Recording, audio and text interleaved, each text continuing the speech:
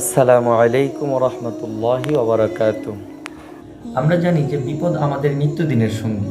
এই বিপদ আমাদের হাঁটতে, চলতে, ঘুমাইতে সর্বক্ষণ আমাদের পাশেই তারা লেগে থাকে, অর্থাৎ বিপদ আমাদের পাশেই সর্বদাই থাকে। তো এই জন্যই বিপদ থেকে মুক্তির জন্য আমরা সবসময় এই দোয়াটি পাঠ করতে পারি।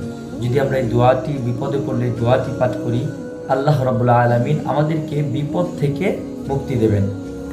দোয়াটি হলো লা ইলাহা ইল্লাল্লাহুল আজিমুল হালিম, লা ইলাহা ইল্লাল্লাহু রব্বুল আরশিল আজিম, লা ইলাহা ইল্লাল্লাহু রব্বুস সামাওয়াতি ওয়াল আরদ ওয়া রব্বুল আরশিল কারীম।